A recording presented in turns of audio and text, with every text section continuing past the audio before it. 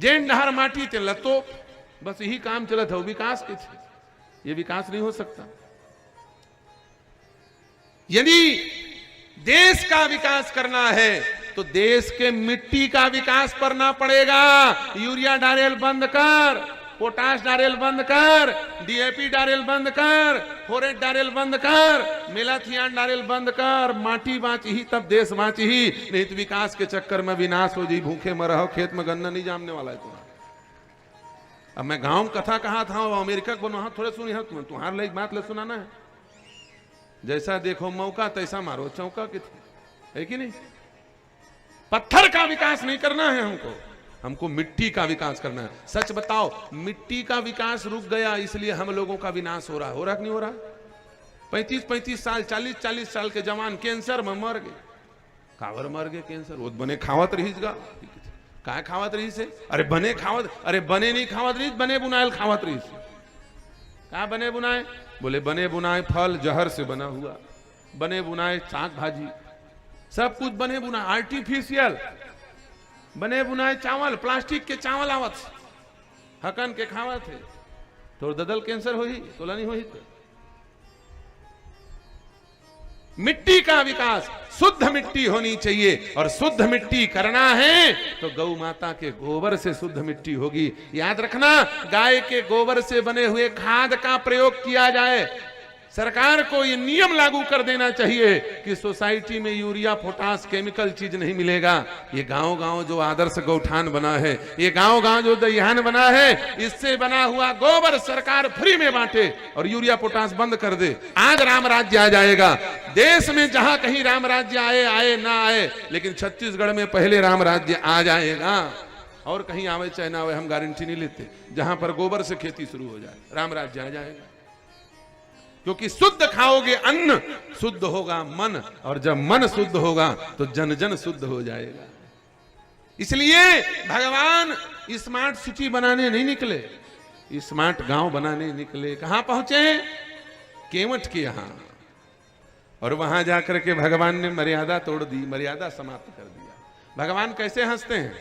मन मन में मुस्कुराते हैं। लेकिन केवट के पास राम जी अट्टहास करके हंस रहे हैं। सुन के वट के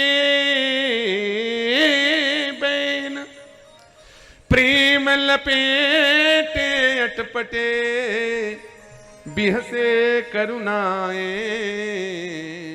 चितई जान की लखन तन। राम जी बिहसे, जैसे रावण बिहसता है। बिहसे, बिहसे का मतलब अट्टहास करके हंस रहे हैं। कौन सी ऐसी बात हो गई कि राम जी अट्टहास कर रहे हैं? राम जी ने गांव वालों के सरल भाव को देखा और देख करके अपने आप को रोक नहीं पाए। बोले जब इसके मन में अभिमान नहीं है तो मैं भगवान बन करके क्यों घूमूं? मैं भी एक गांव का गवैया बन जाता हूं। राम जी भी गवैया बन गए केवट की सरलता को देख कर। क्या सरलता है केवट की? बोले मांगी नावन केवट आना, मांगी नावन मांगी नावन केवट आना, मांगी ना कहीं तुम्हार मरम मय जाना, कहीं तुम्हार। राम जी केवट से नाव नहीं मंगा रहे हैं, और राम जी के पास दौड़े दौड़े केवट चलाया। यही गांव वालों की खासियत। शहर में मांगे मदद नहीं मिले और गांव बिन मांगे पहुंच जाते।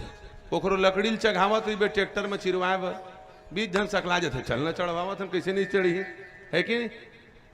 ये गांव की कथा हो रही है शुद्ध शुक्ला जी। आप भी गांव से जुड़े हुए हो इसलिए गांव की बात सुनो। और शहर में 500 रुपया देवे, दिन भर के देवे तो हूं, ये 15 मिनट बेगारी करना नहीं है मुलक, है कि नहीं? शहर में मांगे मदद नहीं मिलेगा और गांव में एक दूसरे के सहयोगी बन के खड़े हो जाते। केवट वैसे ही दौड़ करके चला आया, राम जी ने बुलाया नहीं। मांगी नाव न केवट आना, कहीं तुम्हार मरम में जाना। दौड़ करके आया, और केवल दौड़ करके आया नहीं, बोले कुछ बोलो मत, मैं सब जान गया हूं तुम कौन हो, कह रहा। राम जी हंसने लगे, बोले वाह रे भोला भाला व्यक्ति, हमने पूछा भी नहीं हम कौन है बताओ, पूछे होते तो बताता। बिना पूछे बोल रहा है कहीं तुम्हारा मरम में जाना, बिना मांगे मदद करने के लिए आया है। आखिर ये कौन है? ये गांव का गवैया है, ये है गांव का रहने वाला व्यक्ति। बिना मांगे भगवान के पास मदद करने आ गया। राम जी ने कहा क्या जानते हो? केवट ने कहा, बोले महाराज अरे केवल हम नहीं जानते, पूरा दुनिया इस रहस्य को जानता है। क्या? चरण कमल रज कह सब कहि, मानुष करन मूरी कछु अहि। केवल मैं नहीं, पूरी दुनिया इस भेद को जानती है कि आपके चरण का जो रज है वो मनुष्य बनाने वाली औषधि है। ये जिससे स्पर्श हो जाए वह वस्तु स्त्री बन जाती है। मानुष करण मूरी कछु अहि। अच्छा, बहुत अच्छी बात है, तो तुमको क्या लेना देना? बोले तुम तो हमको नाव से पार कराओ। राम जी ने कहा। केवट ने कहा, बोले महाराज ये बात जानते हुए मैं कैसे आपको नाव से पार करा सकता हूं? यदि आपको मेरे नाव में चढ़ के पार जाना है तो आपको एक काम करना पड़ेगा। क्या? मुझसे अपना पैर धुलवाना पड़ेगा। पैर धुलवा लो, चले जाओ। लक्ष्मण जी ने कहा तुम जानते हो किससे बात कर रहे हो?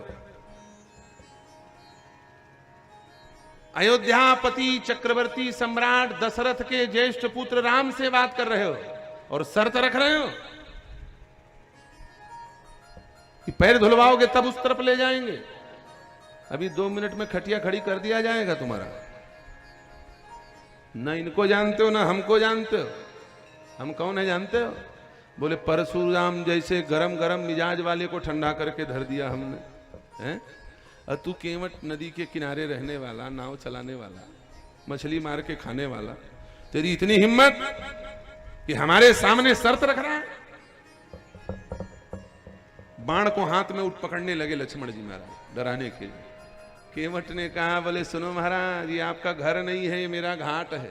क्या है? ये मेरा घाट है। आप घर में परशुराम से जीत गए, घाट में केवट से नहीं जीत सकते। जिसका अड्डा होता है वही बलवान होता है।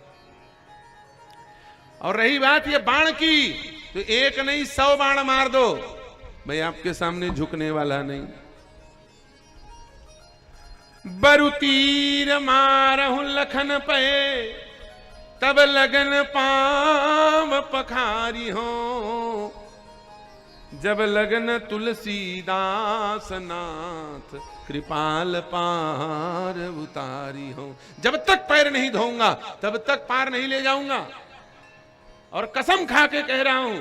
किसका कसम खा रहे हो? लक्ष्मण जी ने पूछा। बोले आपका कसम खा रहा हूं, आपके बाप का कसम खा रहा हूं। ये है केवट की भाषा।